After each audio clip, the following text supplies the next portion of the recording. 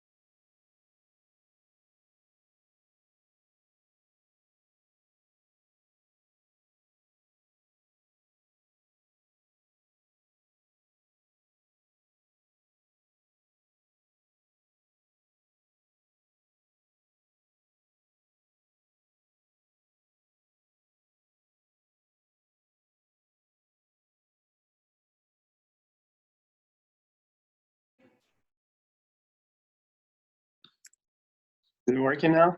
Yes. Okay. And recording. Good. Hello, everyone. Welcome back. So happy to see you all. Actually going to make so I can see more of you. Okay, so welcome back. Week 2. Let's start off with some meditation and some motivation. So go ahead and set up your posture.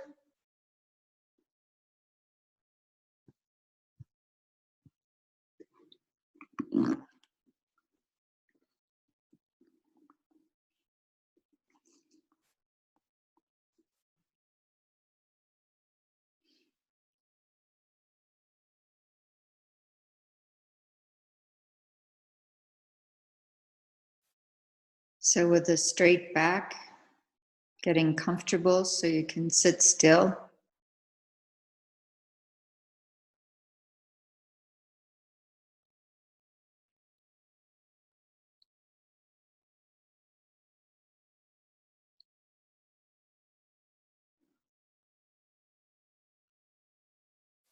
And having a sense that as your body is settling, your mind is also settling, going inward.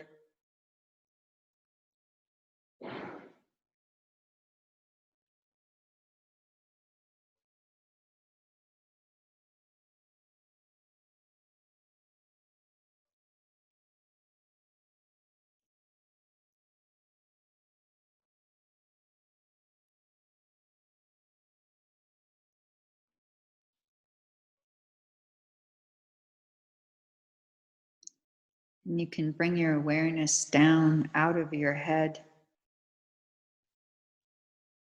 down to the root of your body, where your bottom meets your cushion.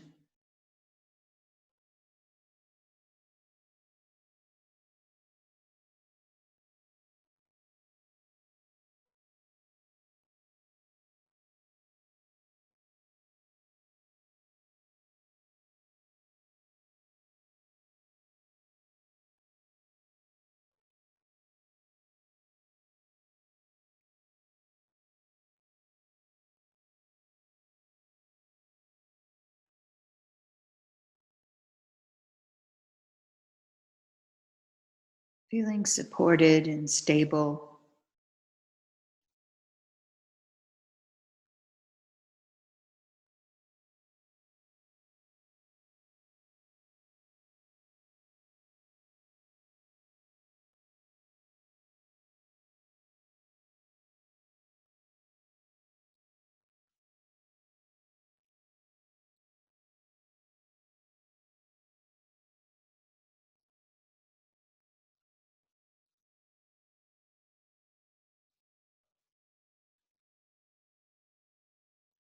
And then bring to mind the reason why you're attending this class, why you're participating.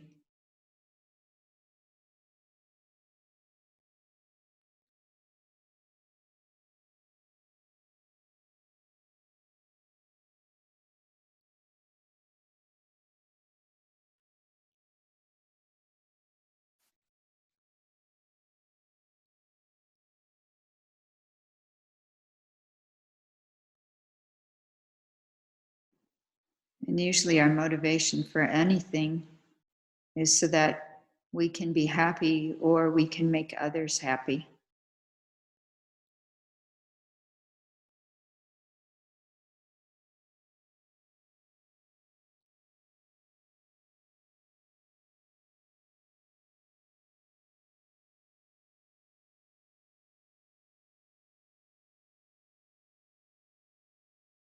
So thinking that you're going to learn about these topics and practice some meditation so that you can have a calmer, more wise, more relaxed, more kind mind.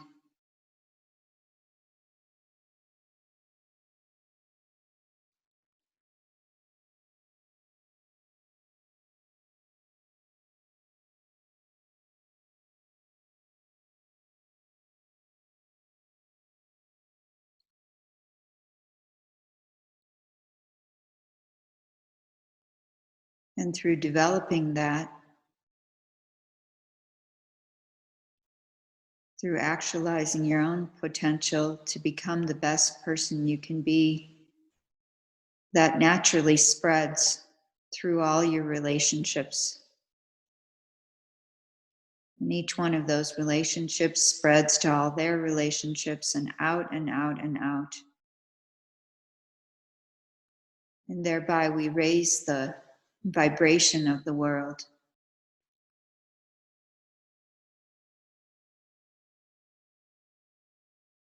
Simply through sitting and working on our own minds here and now. So we make that our intention through doing this, that it will spread, that others will come to experience calmness and wisdom in dealing with all of our situations.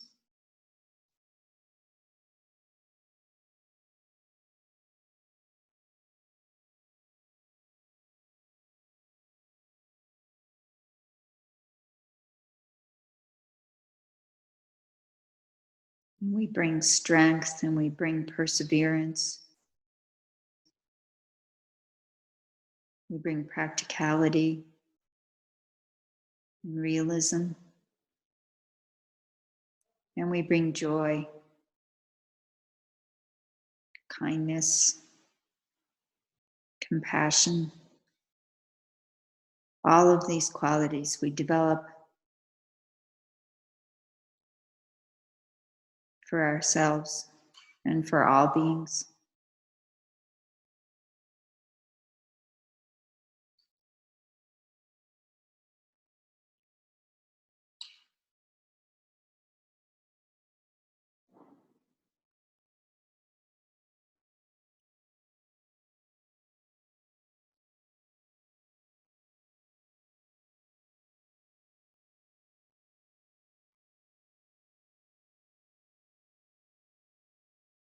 So then bring your awareness to the changing sensations in your body.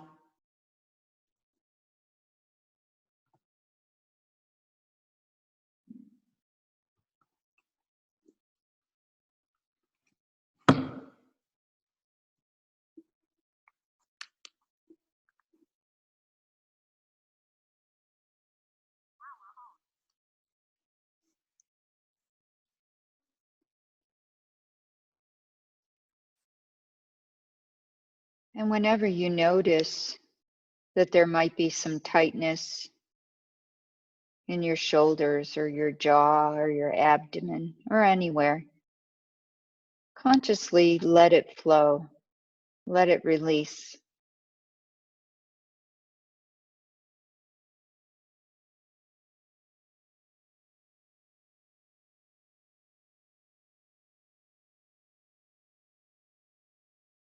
And allow your meditation to go deeper through that relaxation.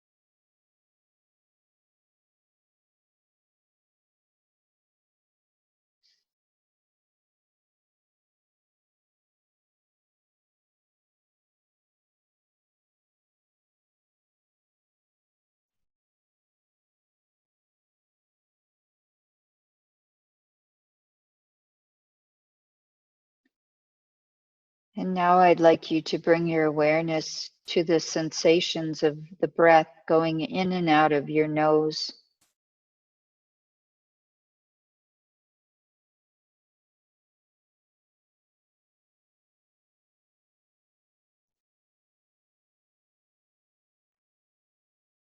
And see if you can notice if the air is going in and out more of the left nostril or the right nostril, or if it's evenly flowing in and out of both nostrils.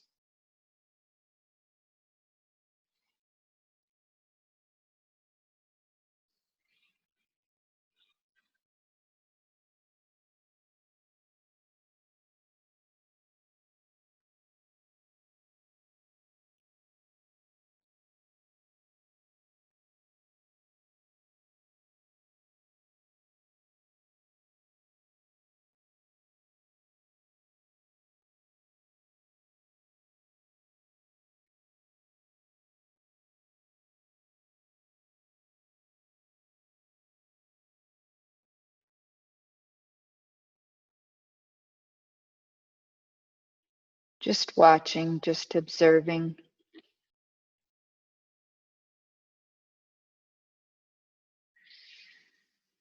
Allowing the mind to rest on the breath as it moves.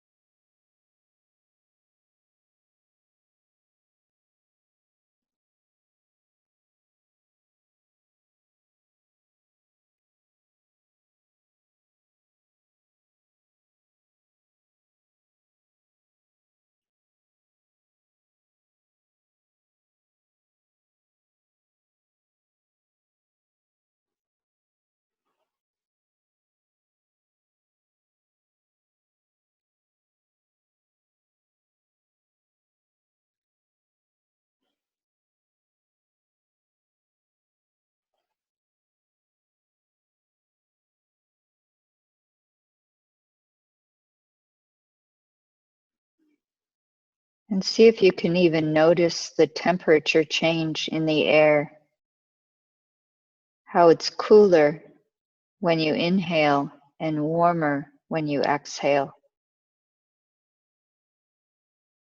So we're making our focus more narrow, more intense on these specific sensations.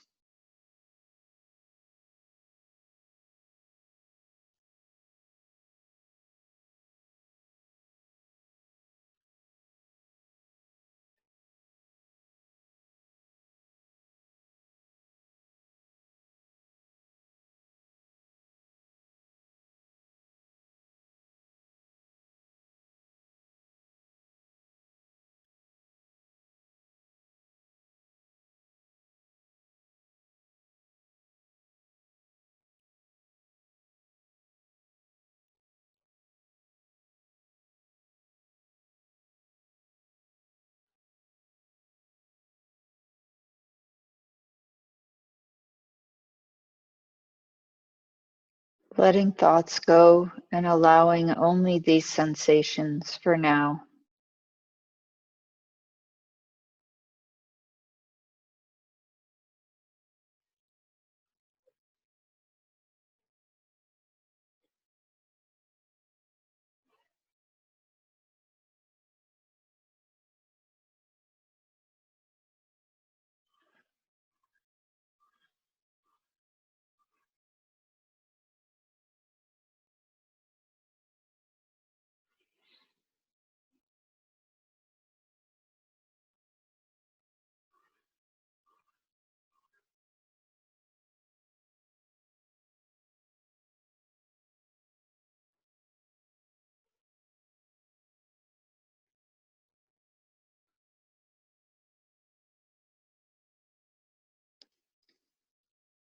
And if your attention is getting drawn away from the breath at your nose,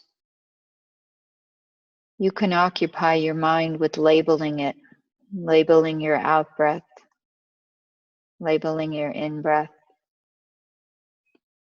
Now I am breathing out. Now I am breathing in.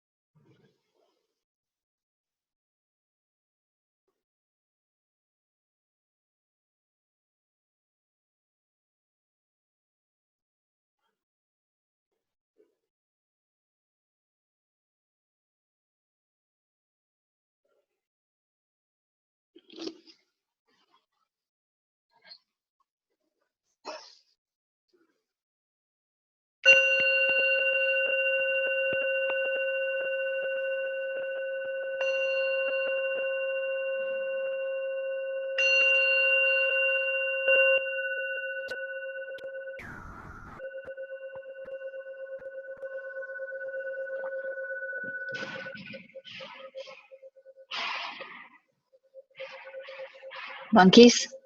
Could be. It didn't sound like monkeys to me. No, hammering? Yeah, maybe. I'm gonna go check. Okay, so let's do some review.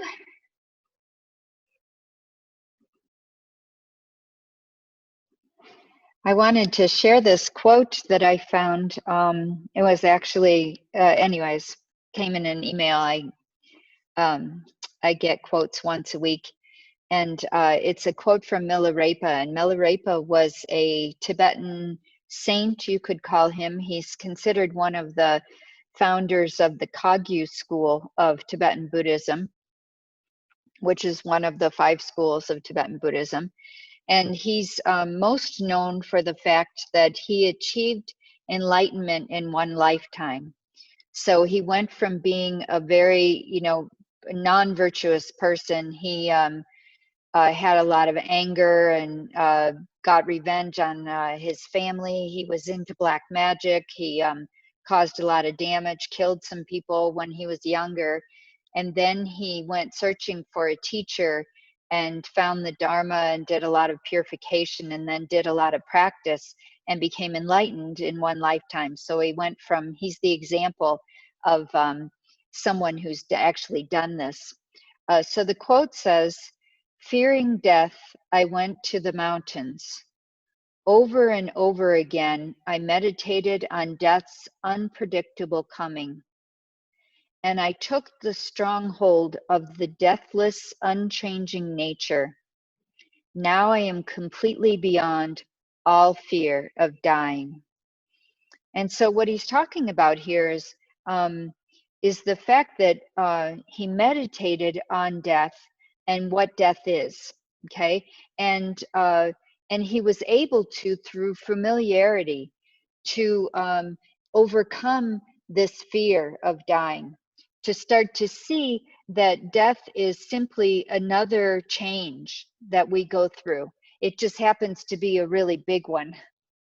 But it is simply, getting used to change and impermanence in our lives actually makes it easier for us to be peaceful when our death comes. Okay.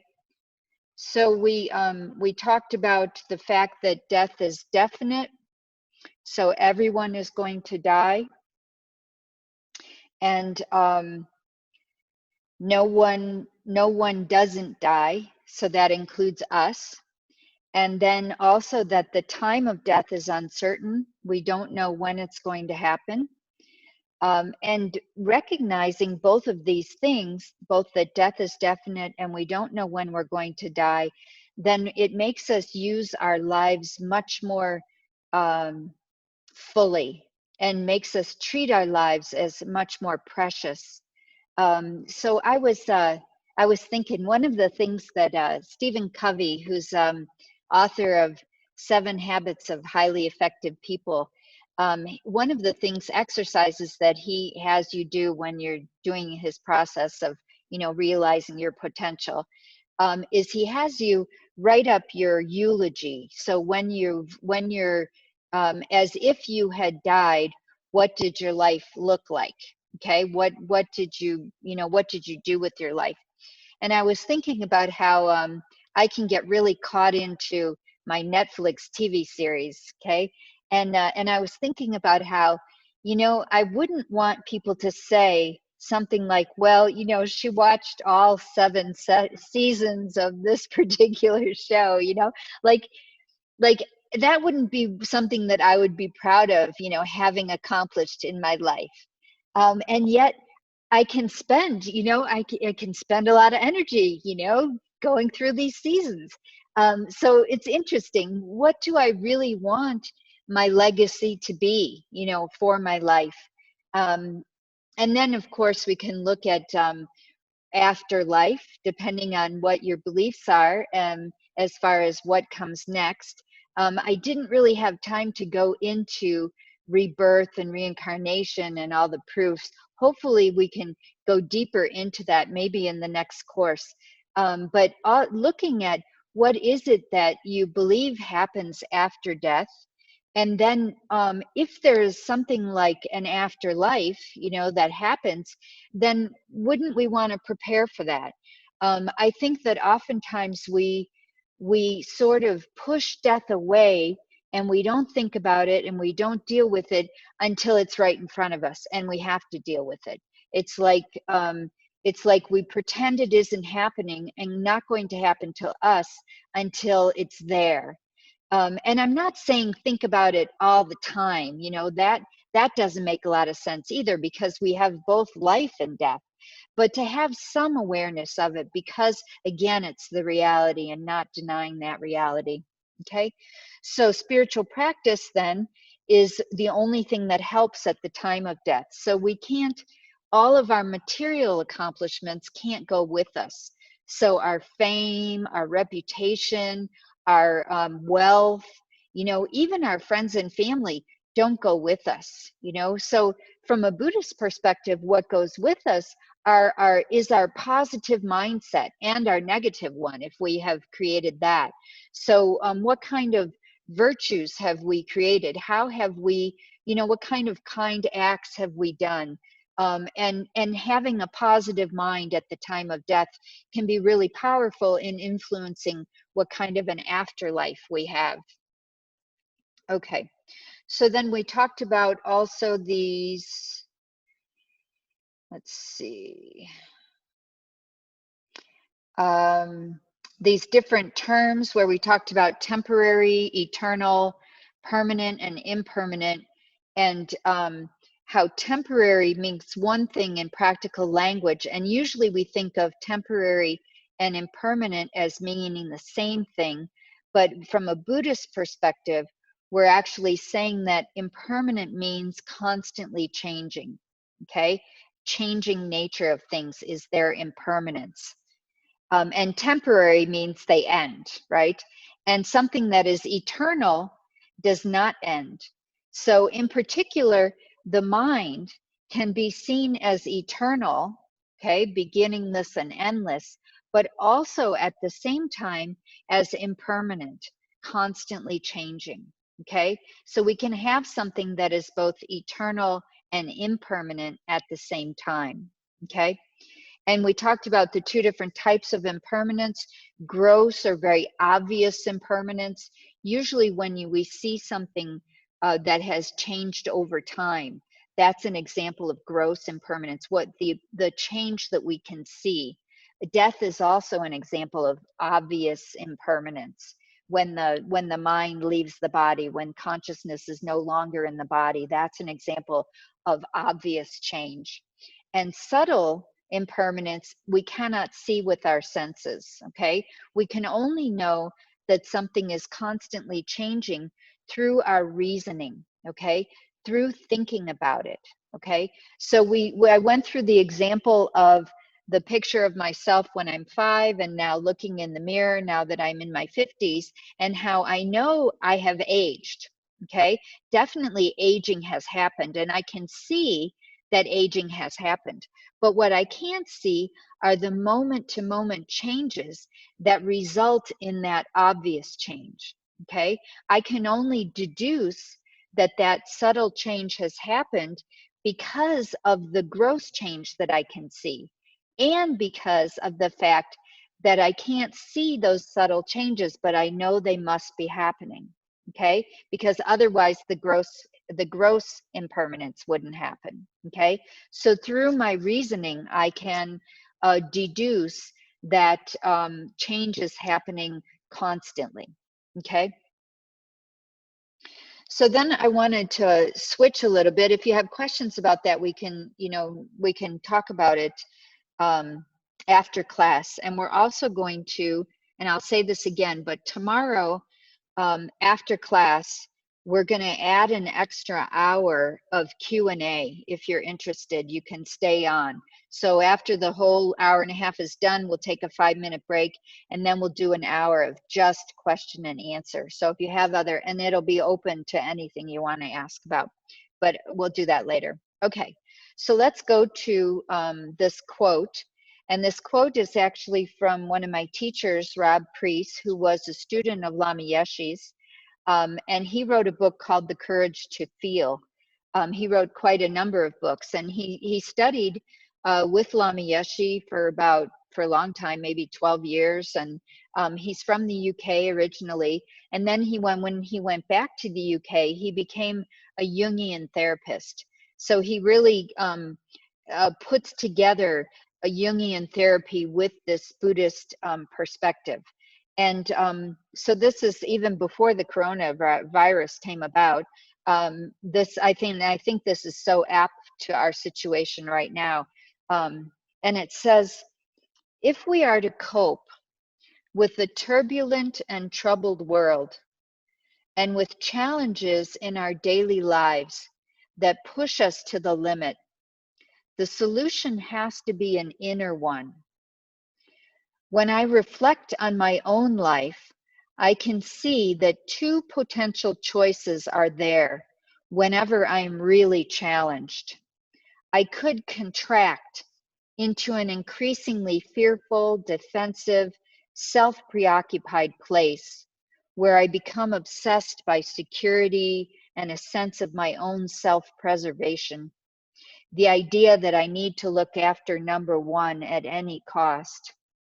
Alternately, I could begin to open and see that I am not alone in this plight and that others are suffering too. I could open my heart to the struggle in others' lives and hold an understanding that we are all equal in wishing to be happy and free of suffering. So we have these two options in our lives whenever things get difficult, whenever we feel like life is difficult, or we start to feel overwhelmed, or we get fearful or anxious, or even feeling lonely. And if we get sick, and this sort of, you could call it the self-pity mind, we can stay there and we can start to push people away, right? And say, see people as somehow the enemy. Or we can start to connect with others through our suffering, through our difficulties, to start to see that all beings have this same situation for them. Maybe not at this moment, not everyone is struggling the same way, but all beings get sick sometimes. All beings are lonely. All beings are sad sometimes. And so it becomes this way of connecting with others that relieves that suffering, that actually starts to uplift our lives in a way that we start to have compassion for others. We start to wish others to be free. We start to have caring for others. And it starts to make our situation not feel so so lonely, so isolated, like we're the only ones and we're the worst ones that are off. And yeah, this whole idea that and that's where a lot of the suffering comes from, is this sense that when we do this contraction, when we make the mind small, and it doesn't allow us to open our hearts and open our minds. So bodhicitta, this idea of bodhicitta, is about developing this warm and open heart that is, again, well, I talked about it briefly before, but it's more in line with the way we actually exist, okay? In terms of the fact that we don't exist as islands. There's no way in which, I mean, our minds and our bodies would not exist the way they are unless we had interactions and support with others, from others, okay? So like all the, my body wouldn't be sitting here right now if all the farmers who grew all the food that I ate didn't do what they do, okay? So I could not exist without them, right? There's no way. And I couldn't grow a garden. If I grew a garden, I might be able to, have a couple tomatoes, a year or something, and I require a lot more food than that, right? All my clothing, right, comes from others. My shelter medicines, everything that has ever kept me alive has come from others. So to believe that I somehow am separate from them, that I am alone in the world, doesn't really make any sense. And then even all the ideas, you know, in my mind, I was taught to read. Somebody taught me how to read. Somebody wrote all those books. Somebody taught me all these things. The mind that I have, I can't even separate that somehow there's a self that has its own thoughts that is separate from all the influences and all the interactions and experiences I have ever had. So then we start to look at, okay, what is that self? And when I start to see it as somehow a me, a contraction, you know, that is an only me, then I move away from how we actually exist. We actually exist much more in interaction, in connection, okay?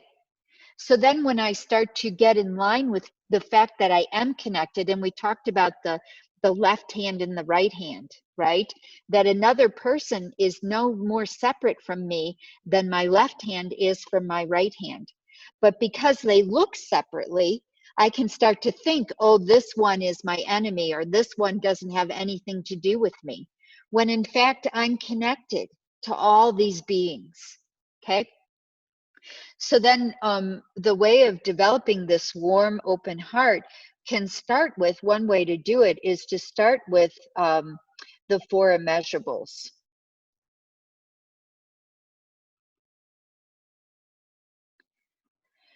So the 4 immeasurables are loving kindness, compassion, empathetic joy, and equanimity.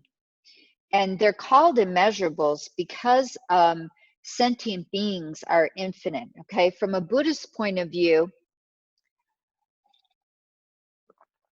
there are infinite numbers of minds that exist. And of course, they're not all on this earth, okay? They're in other realms as well.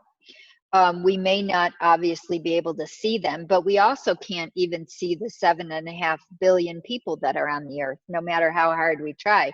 We kind of take it for granted that somebody who is counting them knows what they're talking about, right? we take the authority of someone who says, no, actually there are 7.5 billion people in the earth, right? But then we can talk about all the other, you know, beings, all the insects and animals, and then we can go even further to some of the other realms, hell beings, God realms, ghosts, all this. These are all, from a Buddhist perspective, infinite sentient beings.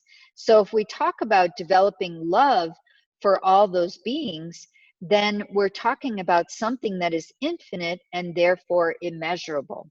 So that's where we go for the idea of the 4 immeasurables. The fact that if we developed this for every sentient being that exists, then our loving kindness would be immeasurable and our compassion would be immeasurable. Okay, so loving kindness from a Buddhist point of view is about if you can imagine that that warm heart that wants others to be happy.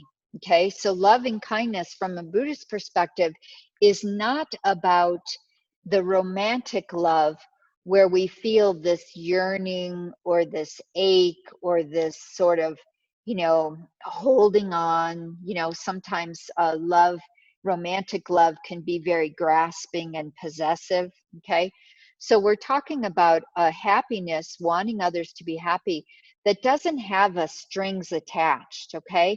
So doesn't necessarily expect anything from the people that we want to be happy, okay?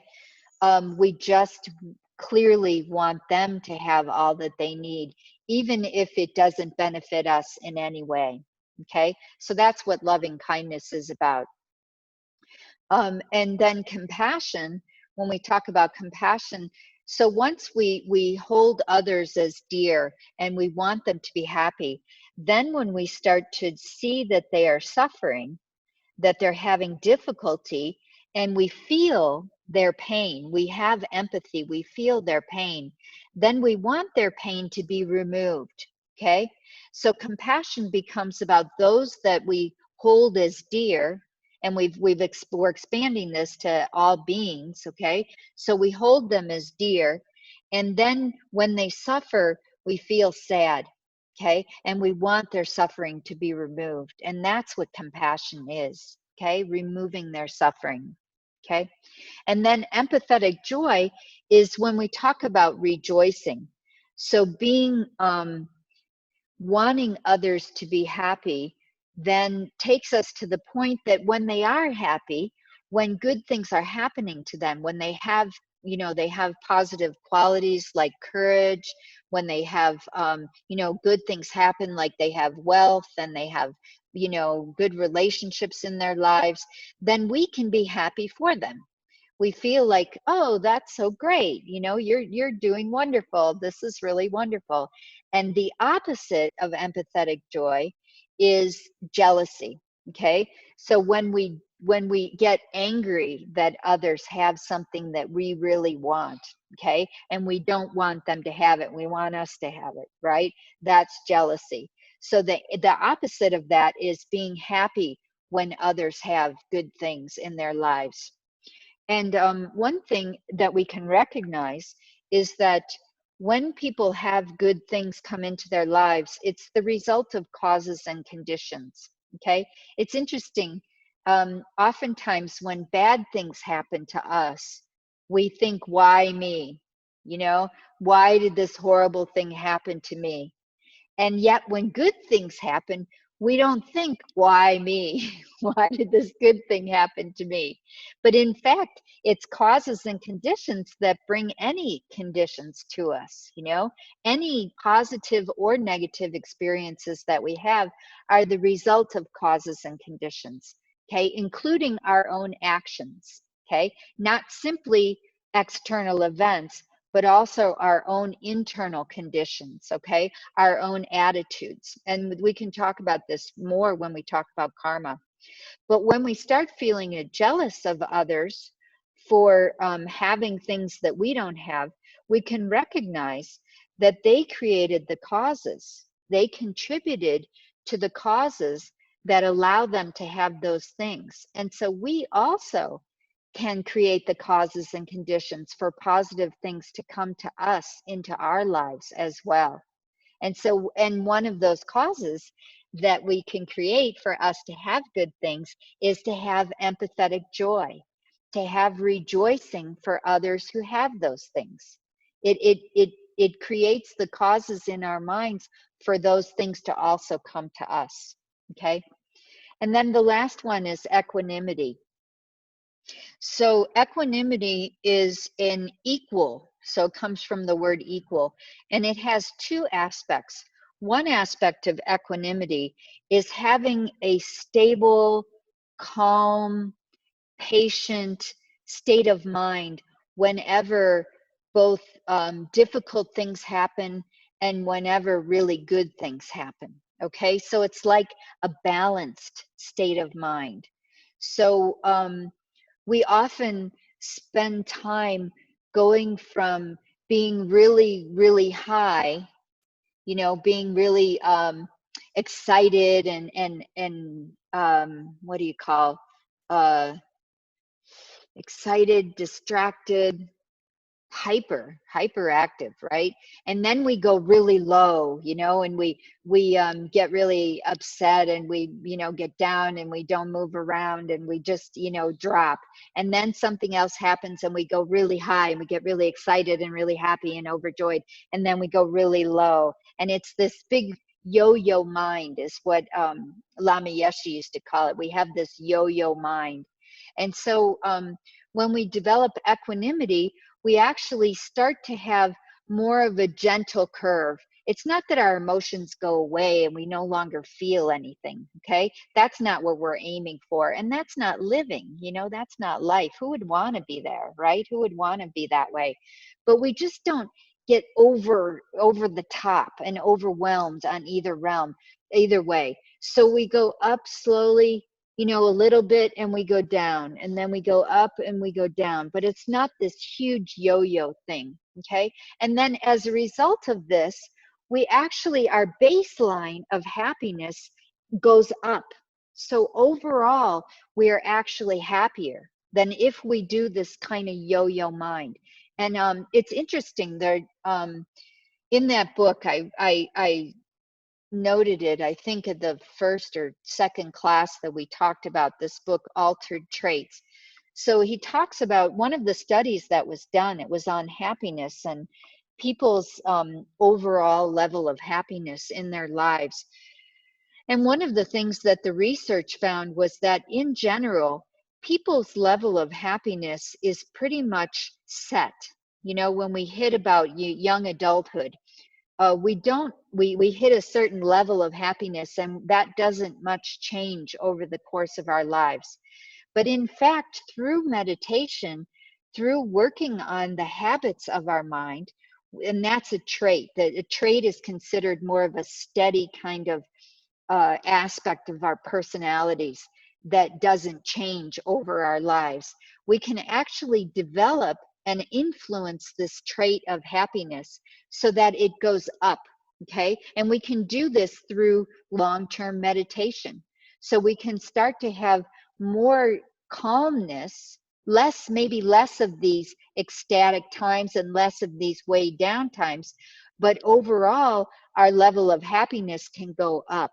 Okay, so we're just in general, things roll off us more easily, you know, like if you're already an experienced Buddhist practitioner and you've already been focusing more internally, my guess is that your ability to cope with this restrictions that we're in of having to stay home all the time is actually higher, right? I think all the Buddhists in the world are probably the ones who are coping the best, you know, with this with these changes, you know, of having to stay home all the time, of having to deal with our minds. You know, anyone who tends to be more contemplative is probably more comfortable with this, you know, this state of things. Okay, I'm getting off topic. Okay, the other aspect of equanimity is the way in which we judge people. Okay, so we have a tendency when we first meet people to judge them, and it continues even actually as we get to know people, and we give them labels. We often give them labels like friend, enemy, stranger. Okay, and these are really broad categories, and of course each person that we meet, there are nuances, right? There are complexities to this. But overall, we do tend to have, you know, certain people who we consider our friends, certain people who we don't really want to be around, who irritate us, who have harmed us in some way. And then we have this huge number of sentient beings who we're indifferent to. We don't really have anything to do with them. They don't make us feel good, and we don't really have any interaction with them. So we have this attitude of, I don't really care about them. Okay. And when we're talking about developing this warm and open heart, we're trying to start to shift that, to expand that, to widen that love and that compassion. And so instead of labeling people in this way, and based on how they treat us, we can start to shift that to see things from their perspective, from their point of view. And the one thing that we know is that all beings want to be happy. They want to be comfortable. They want to be safe. And they don't want suffering. They don't want pain. They don't want to be harmed. They don't want to be killed. You know, that taking away something or someone's life is the worst thing that another being wants you to do, right? Everyone holds their life very precious. So killing becomes one of the worst things, and not because of some law, you know, or someone who said it's wrong, but because it's the most important things to sentient beings, and they don't want to feel it. Okay, so then equanimity becomes seeing things from their point of view and not treating others based on your labels, but starting to see them all as equal. Like you, they want to be happy and they don't want suffering. Okay, and I wanted to go back briefly to this idea of our basic goodness and all beings' basic goodness. and related to this idea that and this is something, of course, in meditation, you want to test this and you want to check this out. Is this really true? Do all beings want to be happy and not want suffering? Okay. Are there beings who really want hurt and want pain? And what do you believe about that? Is it because they think it's going to make them happy? Sometimes, right? Okay, so it's something you have to check out. Anyway, that's part of Buddhism. Don't just take the teachings because it's what the Buddha said. You have to test it and see if it's true for you. Okay, so this basic goodness, this idea that we all have as our nature, this loving kindness and compassion, and that we have the ability to develop this loving kindness and compassion infinitely. So we talked about what is love, and love is wanting ourselves and others to be happy, okay? So if our basic nature is wanting to be happy, then our basic nature is love, because we want ourselves and all beings to be happy. So love becomes who we actually are. And same with our wish not to suffer. So compassion, which is not wanting ourselves or others to suffer, is our basic nature. So therefore, our basic nature is compassion. And once we remove all the things that the obscurations, the ignorance, what gets in the way of that infinite love and compassion, then we can realize it. We can realize it fully. And that brings us ultimate happiness. Okay, and that's what a Buddha is. A Buddha has unconditional love. They don't judge and say, oh no, you're not worthy of my love. You don't practice enough. You don't meditate enough. You're not a good enough person. Something like that. That for a Buddha, that doesn't exist, right? You're where you are. And because you exist, because you are a mind, right? You are amazing and you are wonderful and you are precious and you are important and all those things. And we can feel that for all others too at the same time. Okay, so let's take a few questions and then we'll do some more meditation. So if you have some questions, go ahead and chat those in. Okay, we'll start with Sanaya Irani. You can now ask your question. Hi, am I audible? Yes, I can hear you. Okay, so basically this has to do with guided meditation. Okay. I never really ever meditated, and I think just naturally I had a lot of friends who do practice Buddhism, and I think my thoughts kind of somewhere matched theirs, and they would always be like, you should try meditating, and I tried it. My first experience was a little weird because I was kind of lying down and I reached a point where actually it was really scary. I reached a point where I could see myself lying down and I was just trying to like reach out to my husband and be like, I could see my body just static there. And I was like freaking out, and somebody told me it was probably sleep paralysis that happened to me. So I was like, okay. And then I waited a little longer and I tried meditating again in a sitting position. Mm-hmm. And I, like any new person at meditating, I was very distracted by basic thoughts, oh my God, I forgot to get milk today. I forgot this, I forgot that, all of that, And I stopped doing it because I felt that my mind was really crowded. I just stopped. And then I got back to it after like 15, 20 days. And I don't know what happened. Like, I think in the first 2 sessions, I reached a point where I had like no thoughts. It was just blank, my mind completely blank. And I was like, okay, this is nice. Like, I would just see, like, I would feel like a lot of bright light, I would just cringe at that light a lot. I was basically seeing purple spots and bright lights, but my mind was absolutely blank. And then I started doing this course, and as I was being guided through meditation, I'm getting more distracted, I feel. So am I doing it wrong? Because I can't take like when y'all are guiding me and I am like, you're like, focus on your breath. I start, but then I'm like, why am I focusing? You know, my mind was blank before this and I was enjoying that. So then I just go Okay. back to being completely blank. So I feel like when people are talking, my mind is again working.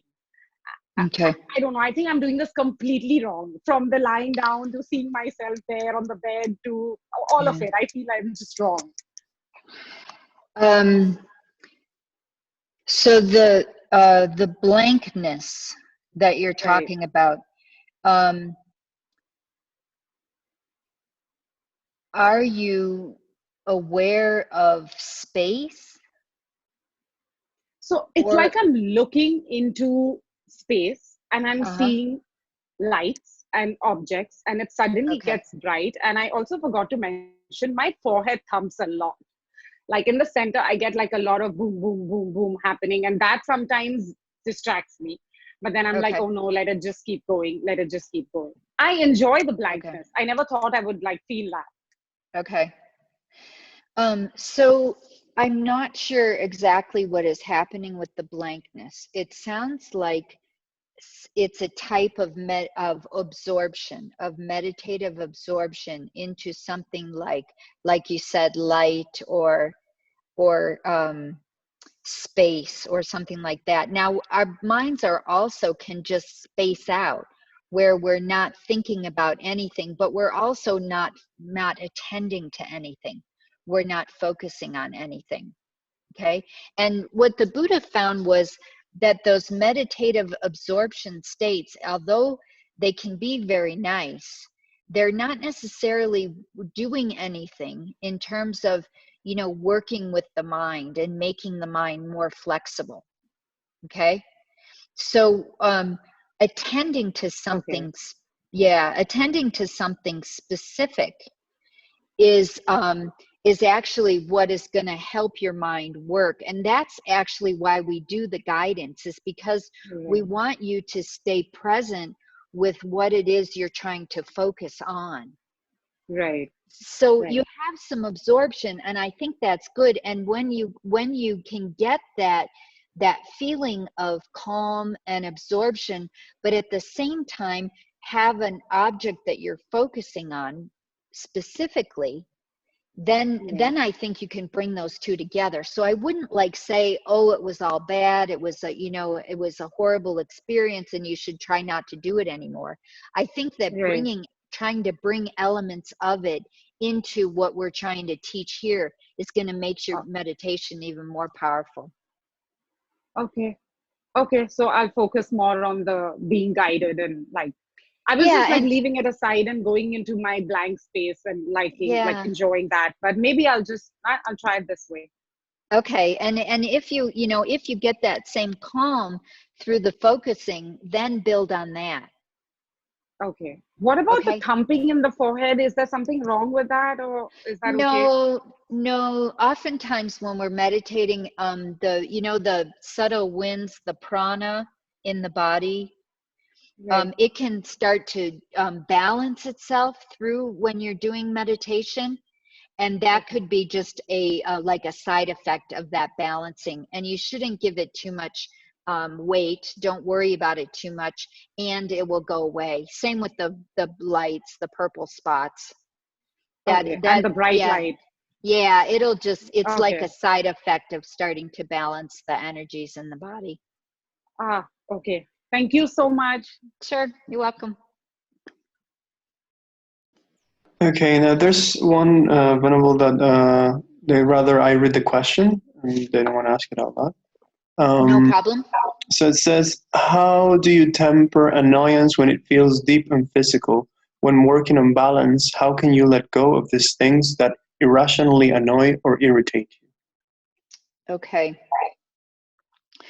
So one thing that you can do is go deeper into them.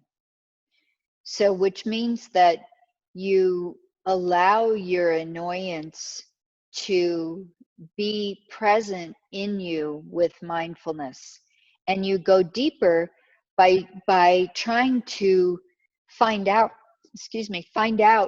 where in your body you're actually feeling annoyed. Okay, what does annoyance feel like? You know, what does, do you feel it in your hands? Do you feel it in your stomach? Do you feel it in your shoulders? And then also, what are some of the thoughts that are coming? Now, we don't want to ruminate, you know, this obsession of thinking the same thing over and over again, and encouraging that rumination and that elaboration. What we want to do is just notice it, just watch it. You know, what exactly is the thought that I'm having when I am annoyed? Okay, so maybe it's a belief, you know, this person is doing this thing and that's what makes me annoyed. Okay, so yeah, clear. What specifically is it that they're doing? And what is actually the annoyance about? What is it, like something that, why does it bother you? So you can go deeper into it. First, before you go into the analysis of the thoughts, you have to just be present and accept this is where you are, and be present with the feelings. Sometimes if the rumination is too much, you can let go of the thoughts and just focus on the sensations, on what's happening in the body. Okay, and that can actually help calm down the thoughts, so then you can analyze and look more closely at what specifically you're annoyed about. And then you can, you know, see if your annoyance is, I mean, annoyance is actually anger. Anger is an inability to tolerate what it is that you are experiencing. Like someone does something and you see it as horrible, awful, intolerable, and you have to get it away from you. It's a rejection of that thing. And much of our anger and annoyance is actually because our minds have exaggerated the actual situation. They've made whatever the person is doing to be something much more, you know, worse than it actually is. And it doesn't see the positive aspects of whatever the person is doing. You could, because everything has both positive and negative aspects, you could try to find the positive in whatever the situation is. Okay. I wish I could talk to the person. Maybe I could find out more about what they're annoyed about, and then I could talk about more specifically how to deal with that. So if you wanted to ask that or talk about that, that would be fine too. All right. We're gonna go on to Shmal. I'm going to unmute you. Sorry if I mispronounced your name. You can now ask your question out loud. Oh, wait. Something happened that you're muted again. There you go. You can hear me. Yeah, can you speak a little bit louder though? As we hear you very faintly. Yes, so I wanted to ask, they say that anger and hatred, we do not feel them all the time, and therefore they're not in the nature of our minds. So does not the same logic apply also to love and compassion, that we are not always loving and compassionate, and therefore love and compassion shouldn't be in the nature of our minds? The only reason why we don't feel love and compassion all the time is because we have obscurations. So one thing, so that's one reason why. If we removed all the negative emotions, all the obscurations, all the ignorance, then we would feel love and compassion all the time. Now, the other aspect about anger and negative emotions is that they can be removed, and because they are not in harmony with the nature of the reality, in the sense that anger is about separation. It's about somehow the left hand wanting the right hand to go away. Okay, that's anger. And anger is exaggerating the negative, which is an imbalanced way of thinking. So because anger is not in line with the nature of reality, it can go away. But because love and compassion are, they are allowed to be, they can be developed infinitely. So when we talk about the nature of the mind and what is in the nature of the mind, we aren't saying that love and compassion are in the nature of the mind, because the nature of the mind is closer to like stillness. What we're saying is that love and compassion are in line with what is manifest, what is relative reality, what is expressed, and that's why they can be developed infinitely. Does that help?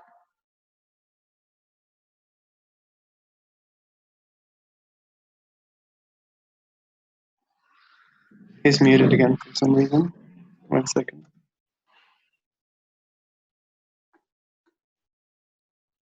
There we go. Okay, thank you. Sure, you're welcome. Okay, another one? Yeah, then we'll go into a nut Goldman. No, that's your question. No. It's okay. Okay. Somebody All right. else? Yes, we have then. Well, I'm not sure that's the name, but admin's iPhone. There we go. Yes. Hi. Hi. Hi.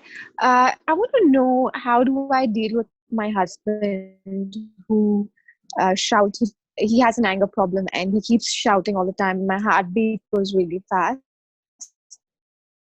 And my husband, I don't know how to deal with it anymore. I have tried to shout back.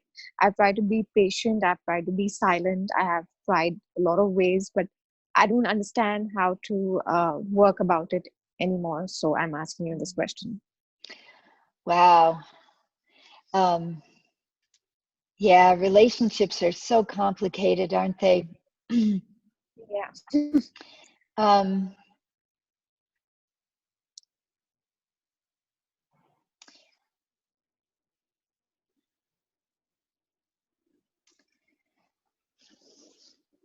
So shouting back doesn't usually help, right? It just makes the situation worse. And ignoring the person can also make the situation worse, right?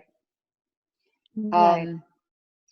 So having empathy for them, seeing their point of view, and acknowledging at the same level of energy that they're expressing themselves can really help to calm the situation down. So if someone were to come in here and start yelling at me, saying, you know, Okay. whatever, I'm a horrible teacher, you know, or, you know, whatever it may be, then my response would be, you know, acknowledging, you think I'm really bad, right? You think that you know, you're really angry because I did this thing and you think it's really bad. So it's a reflection of their feelings, but it's also at the same level of intensity that they are feeling it. Okay, slightly lower, actually, not completely as high, but just enough so that you're like with them in their anger. Like I feel you, right? You are really angry right now, and I totally feel you, and I see what you're saying, right? And tell me more about it. Right? So you Okay. start there. It's like you help them to feel heard. And then usually what happens is they go on for a little while, you know, longer about, you know, what it is that they're so upset about. And then once they feel heard and you're present with them fully, then they start to calm down. Then they can start to hear a little bit your side. Okay. But first, if they're really in an agitated state, you have to listen to them for a while until they can relax, until they can calm down. And they may, sometimes people who haven't been honored in their expression of their feelings, they learn that the only way to express their needs is through yelling or through anger. They've never learned to just simply communicate and ask for what they need on a different level, in a different way. So sometimes through meeting them at that intensity, then modeling for them how to ask for your needs to be met in a way that doesn't involve anger, then they can start to learn there's another way, and yet they can still get what they need without the anger. Okay. All right. Right. Thank you so much. Thank you. Sure. Mm-hmm. Okay, let's go to meditation. Okay. Do you hear the birds really loud outside? No. Yes, I do. Uh-oh. Okay, well, about it, so we'll But cover I don't know if this. it's through. I don't know if it's because I hear them through the windows. Ask somebody. Ask one of the people who aren't here if they hear it. Yeah, can you hear the birds really loud? Yeah, we hear.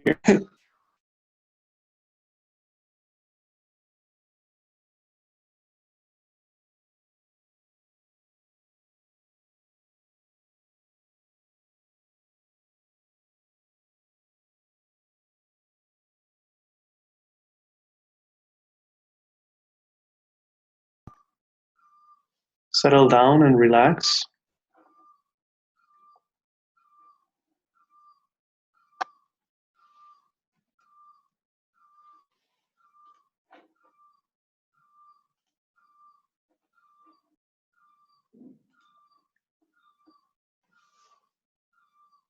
And in order to bring the body back to its natural state, you can give yourself the luxury of breathing breath, breathing in fully and completely. And as you breathe out, sigh,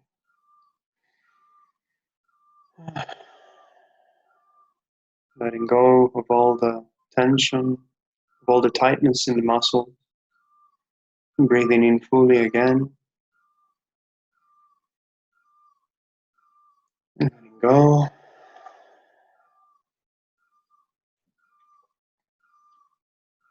And breathing in peace and calmness.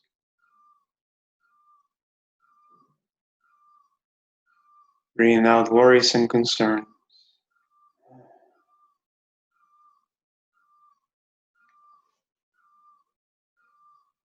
And in that way, just let the body settle. Take a moment to simply experience this state of calmness and relaxation.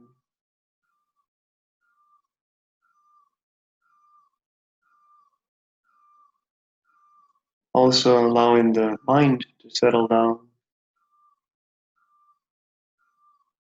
There's nothing you need to worry about right now.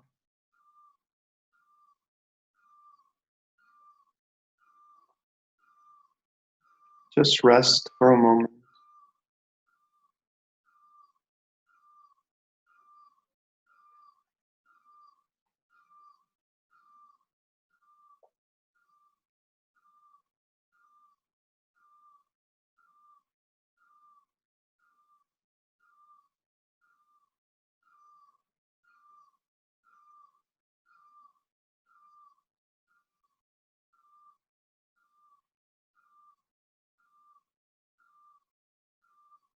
Now gently leaving the space of the body, the realm of the physical. Turn your attention to the mind, where mental images, thoughts arise. And to start with this meditation, imagine that you're standing in front of a door. And as you open this door, it shows you a room. So step inside and you will see a very spacious, very comfortable room. But actually also quite simple. No decoration, no furniture, just big windows that allow a lot of light in. And the room is basically empty except for a mirror which is right in the center of the room. The mirror is actually quite tall, even taller than yourself.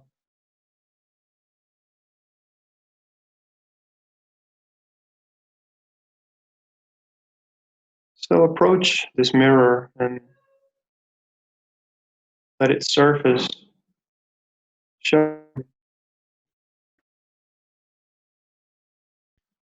The surface of the mirror is completely flawless, not a single speck of dust. So the reflection is quite clear. Take a moment to look at this reflection, to look at yourself from head to toe.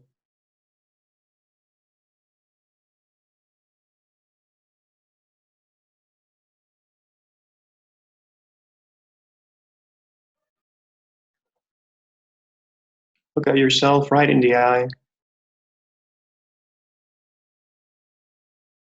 and acknowledge that in front of you, you have a human being.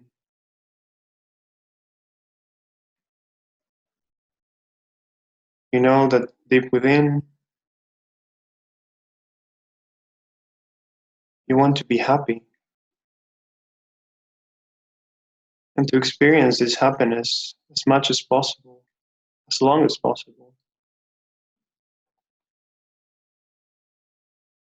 And yet you know that even if that is true, you don't manage to have happiness all the time.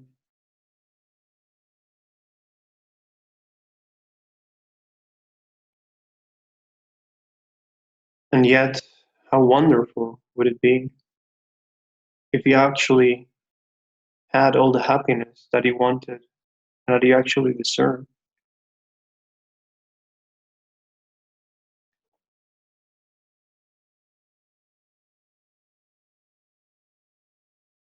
So try to connect deeply within your heart with this wish for happiness.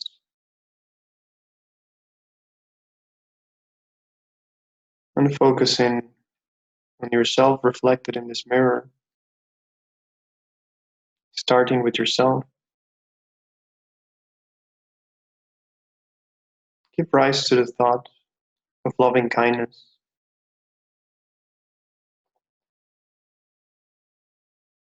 Deeply wishing, may I be well and happy.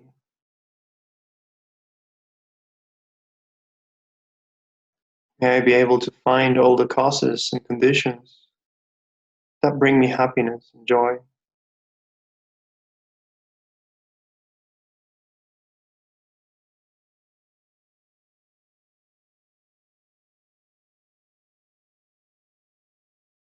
Imagine that from your heart, this wish of loving kindness manifests in the form of a white sphere of light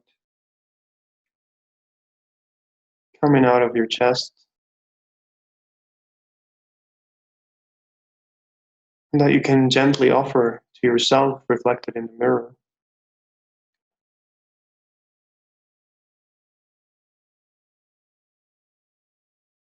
And offering this sincerely, wishing happiness for yourself, let it float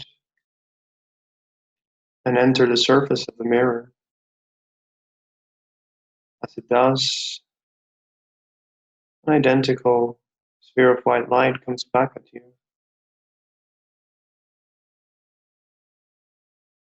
So it simultaneously comes into your heart and the heart of the reflection. As you give love, you receive love back.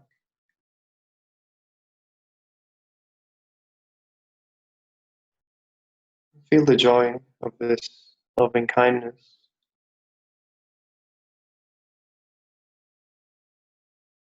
The mirror itself reacts to this act, and it begins to radiate pure white light, which fills the room and touches your heart as well, granting you all the happiness that you want. With an open heart, take it in, accept it, and receive it.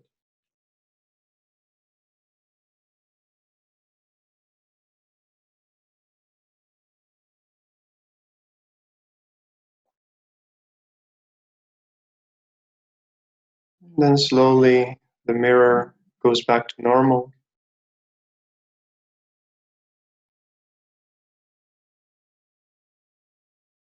To your surprise, the reflection in the mirror is not yourself, but someone who you know very well, a person who you regard as close to you, perhaps a family member, a partner, a friend, a loved one.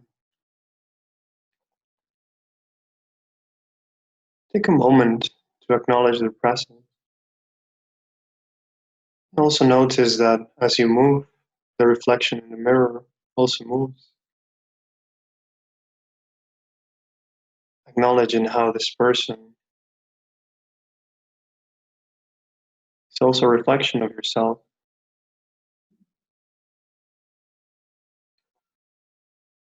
Look into the eyes of this loved one.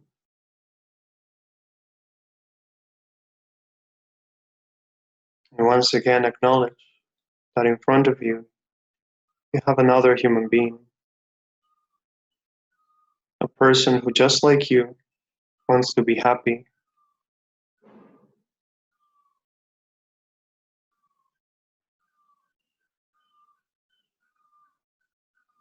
So once again, giving rise to this wish of loving kindness from your heart, simply think, may you be well and happy. May you have all the causes and conditions that bring you happiness and joy. May you be peaceful and loved.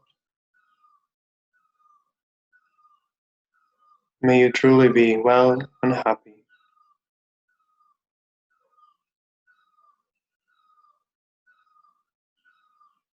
And once again, let this wish manifest in the form of a sphere of white light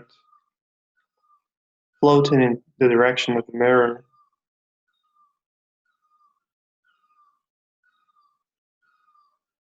Going towards this loved one and receiving the same in return. Accepting this love with an open heart. Take a moment to notice that the reflection in the mirror is happy, joyful, and smiling. And the same is for yourself.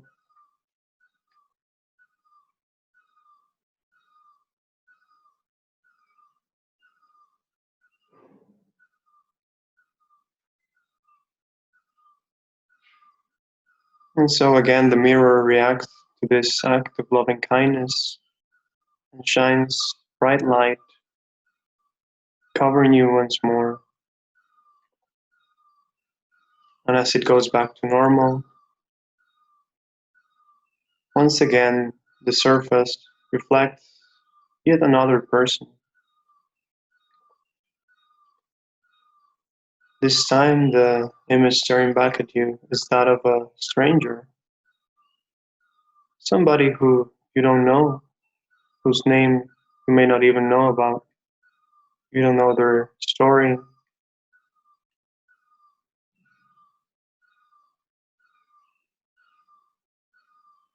And yet, if you acknowledge them,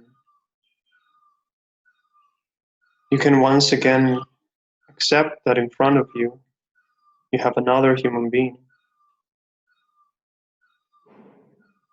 Instead of focusing on the fact that you don't know much about this person, you can focus on the common ground between yourself and them. The fact that you want to be happy and free of suffering. It is 100% the same for this person. And how wonderful would it be if this person had happiness as well?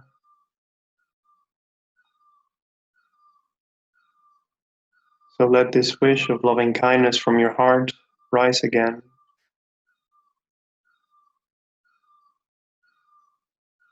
Thinking very sincerely, welcome. May you be happy. May you have all the causes and all the conditions that bring forth your happiness.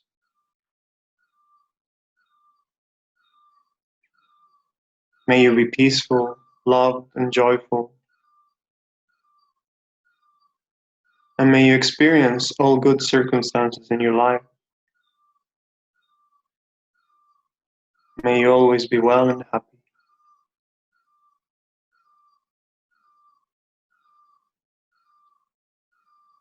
And let this wish manifest once more and float from your heart to theirs.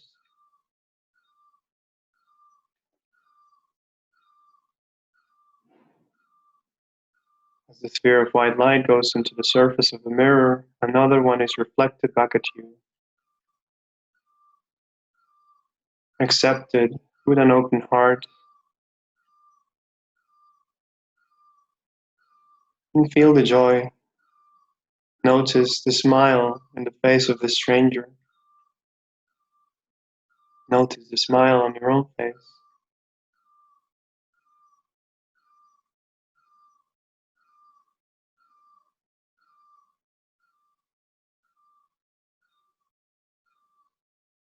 Once again, the mirror reacts to this act of loving kindness, shining bright light, brighter than before, fills you with joy.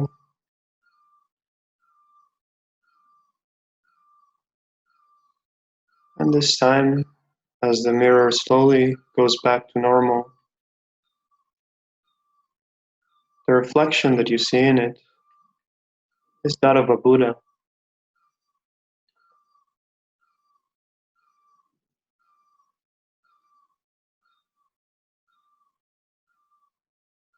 And take a moment to pause, observe, to recognize the manifestation of your highest potential.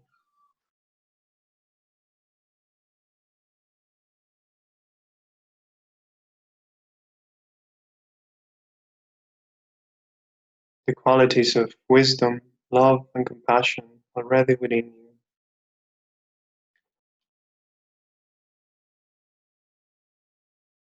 And taking a step forward, the mirror starts to shine again. And as you keep walking towards the surface, the mirror becomes of pure light. So simply walk into this light and allow everything else to dissolve.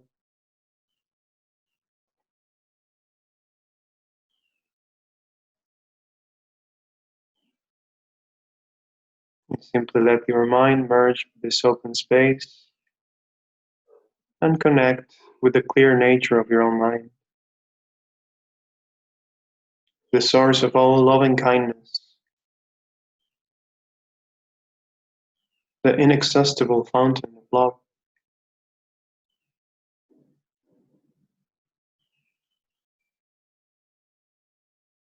And as you connect with this, extend the wish for happiness towards all sentient beings in all directions.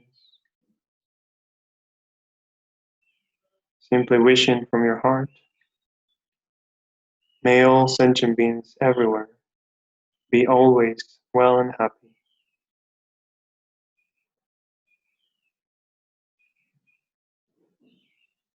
And just abide in that experience for a while.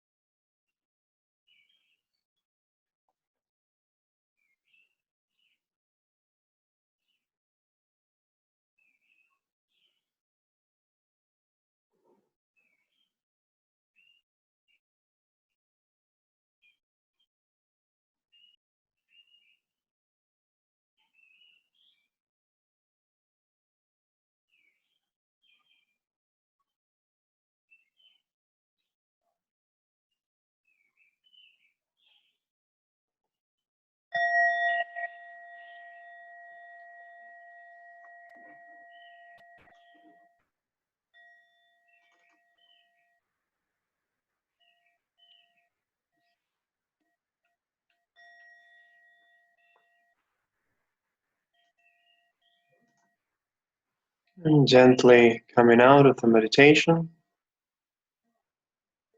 becoming aware of your surroundings, of your body, and maintaining this thought of loving kindness with that wish within. We now go into the dedication, so offering as well with loving kindness. May all beings everywhere, plagued by the sufferings of body and mind, obtain an ocean of happiness and joy by virtue of my merits. May no living creature suffer, commit evil, or ever fall ill. May no one be afraid or belittled, with a mind weighed down by depression. May the blind see forms and the deaf hear sounds. May those whose bodies are worn with toil be restored and finding repose. May the naked find clothing, the hungry find food. May the thirsty find water and delicious drinks. May the poor find wealth, those weak with sorrow find joy. May the forlorn find hope, constant happiness, and prosperity. May there be timely rains and bountiful harvests. May all medicines be effective and wholesome prayers bear fruit. May all who are sick and ill quickly be freed from their ailments. Whatever diseases are in the world, may they never occur again. May the frightened cease to be afraid, and those bound be free. May the powerless find power, and may people think of benefiting each other. For as long as space remains, for as long as sentient beings remain, until then, may I too remain, to dispel the miseries of the world. May it be so.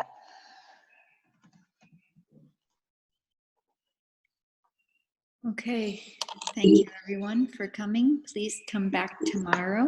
And just a reminder, tomorrow we'll do our class at the usual time for an hour and a half in the same way. And then we'll have like a 5-minute break, and then we'll do just some question and answer. So you can stay for the second part if you want, or you don't have to, but be thinking of questions you want to ask for tomorrow. All right. Take care. Have a Thank good you, day. everyone. Have a good night. Take care. Bye-bye.